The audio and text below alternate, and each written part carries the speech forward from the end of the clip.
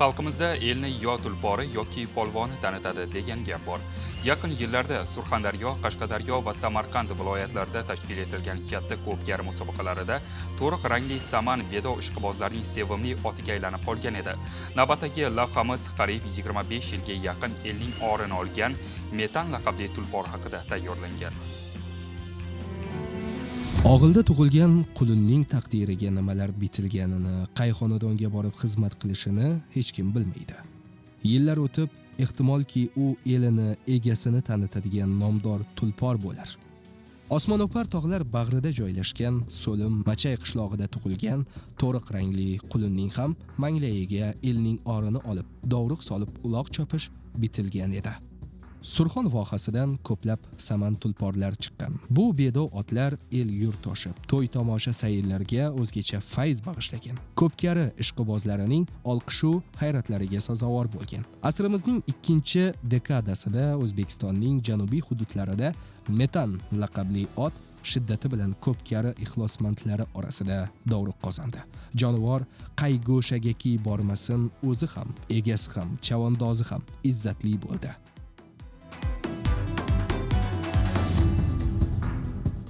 Mana bu ko'rib turgan otlaringiz Metan. Bu Surxondaryoning ori. Haqiqiy bir ot desa otda, oting bormi ot degan ot bo'lgan, lekin men afsuski hozir yoshi anchaga kirib qoldi. Qarib 30 ga kiryapti Metan. Uzoq yil chopgan otlardan biri hisoblanadi. Bunday uzoq yil ot chopish qiyin masala bo'ladi. Metan juda bir ajoyib yaxshi ishlar qilganki, Metanning zotini bekavul yanglishib qolib, ko'rmay qolib olmagan bo'lsa ham, qaytarib yana qaytib kirib ayirgan joylari juda ko'p. Metan bilan shu masalan bitta chavandozga juda bir ma'qul tushadi-da, ot bilan chavandoz ikkalasi bir-biriga kelishgan bo'lishi kerak asosanda. Metan shu Odil chavanlarni buni Metanni juda ko'p chavandoz chopgan. Lekin Odil chavanga ko'proq moslashadi. Qandaydir ikkalasi pig'inxon gaplashadiganday. Taniqli chavandozlar ham to'riq tulporni havas bilan minib, to'daga qo'l cho'zdi. Katta sovrinlarni ayirdi. Lekin to'riq saman o'z davrining zo'r tulpori sifatida, o'z davrining eng zo'r chavandozi bilan yaxshi til topishib oldi. Aynan Odil Chavag'on va Metan juftligi ko'pkari maydonida aql bovar qilmas ishlarni amalga oshirib tashladi.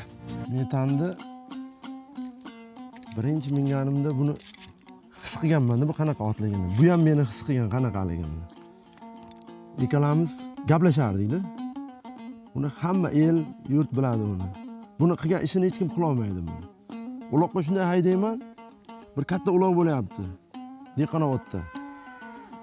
Juda katta uloq bo'layapti. Tuya degan zot ko'tarilib ketdi. Buni Ziyodla polvon deydi, Abi degan buni Ziyodla polvonning jiyani bunga qarardi. Olib ketdi deyapman, ot kelmayapti-da. Men tuya ko'tarilib ketdi boyagi zot. Olib keldi buni. Ot bilan shunday ketyapman, Xudo berganda bunga. Oldimga taka kelib to'xtayapti-da. Shunday kiryapman, ko'p o'tgan bo'lsa 1,5 minutdan o'tgan ayirib tashlayapman shu o'sha zot. Endi bu otni men ko'proq chopdim. Avvaliga Qumqo'rg'onlik Ziyodulla polvonning to'risi yoki Marshal laqabi bilan tanilgan ot keyinchalik Metanga aylandi. Akbar, Shodi va Xurshid polvonlar xonadonida o'z egasiga, eliga xizmat qilgan otning ayirmagan sovrini qolmadi. 2020-yilda uzoq yillik kutilgan voqea ro'y berdi.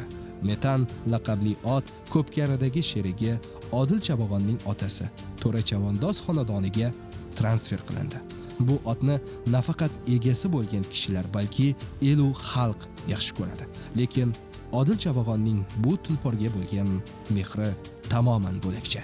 Metan laqabli ot qay xonadonning qozig'ida turmasin, o'z egasiga borini berib xizmat qildi. Suruvlab tuya, ot, ho'kiz va qo'ylar, qimmatbaho sovrinlar ayirdi. Borgan ko'pkarilarini qizitdi.